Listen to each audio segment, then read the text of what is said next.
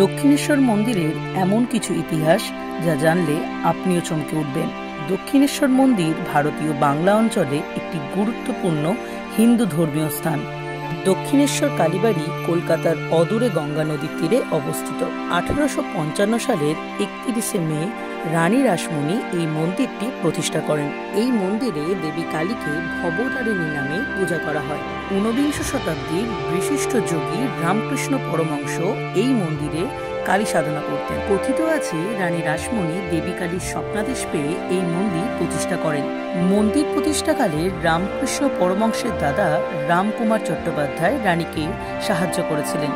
রামকুমারী ছিলেন মন্দিরের প্রধান পুরোহিত। 1857 সাল থেকে রামকৃষ্ণ পরমহংস এই মন্দিরের পূজার ভার গ্রহণ করেন। পরবর্তীকালে তিনি এই মন্দিরকে তার সাধনা ক্ষেত্ররূপে বেছে নেন। দক্ষিণেশ্বরে কালীবাড়ি চত্বরে একাধিক কালী মন্দির ছাড়াও একাধিক দেবদেবীর মন্দিরও রয়েছে। মূল মন্দিরটি নবরত্ন মন্দির নামেও পরিচিত। এই মন্দিরটি টালিগঞ্জের বাবু রামনাথ মণ্ডল নির্মাণ করেছিলেন। মূল মন্দির ছাড়াও রয়েছে দ্বাদশ শিব মন্দির নামে 12টি আটচালা শিব মন্দির। মন্দিরের উত্তরে রয়েছে শ্রী রাধাকান্ত মন্দির নামে পরিচিত রাধাকৃষ্ণ মন্দির এবং মন্দিরের দক্ষিণে রয়েছে নাট মন্দির। মন্দির চত্বরের উত্তর পশ্চিম কোণে রয়েছে রামকৃষ্ণ পরমহংসের বাসগৃহ। 1847 সালে রানী রাসমণি দেবী অন্নপূর্ণার মানসিকের জন্য তীর্থযাত্রার আয়োজন করেন। 24টি নৌকায় আত্মীয় স্বজন, দাসদাসী এবং রসদ নিয়ে তিনি রওনা হন। কিংবদন্তি অনুসারে যাত্রার পূর্বরাত্রে রানী দেবী কালীর স্বপ্নাদেশ পান। দেবী তাকে বলেন, কাশী যাওয়ার প্রয়োজন নেই, গঙ্গা তীরেই একটি নয়নাভিরাম মন্দিরে আমার মূর্তি প্রতিষ্ঠা পেয়ে পূজা কর। সেই মূর্তিতে আবির্ভূত হয়ে আমি পূজা গ্রহণ করব।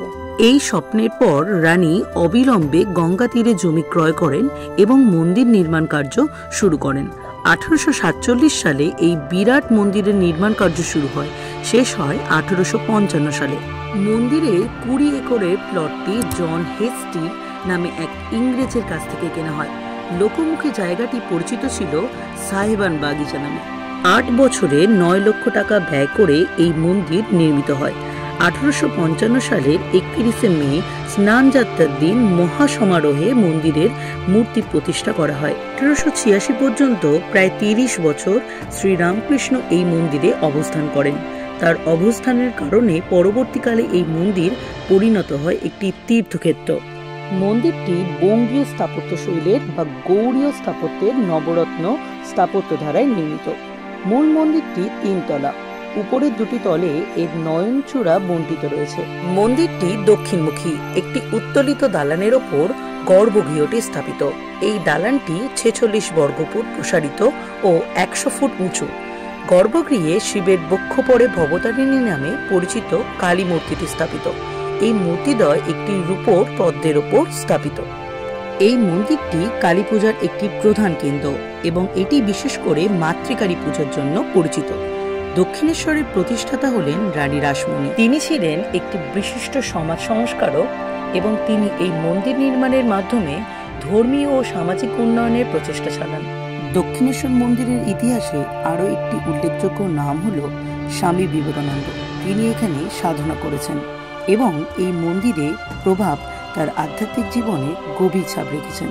স্বামী বিবেকানন্দ মা কালীর প্রতি তার অগাধ ভক্তি প্রকাশ করেছেন এবং এর ফলে মন্দিরটি আধ্যাত্মিক চেতনায় আলোচিত হয়েছে। এখানে প্রতিদিন হাজার হাজার ভক্ত এসে মাকে শ্রদ্ধা জানান এবং মন্দিরের প্রাঙ্গণে অনেক ধর্মীয় অনুষ্ঠান অনুষ্ঠিত হয়।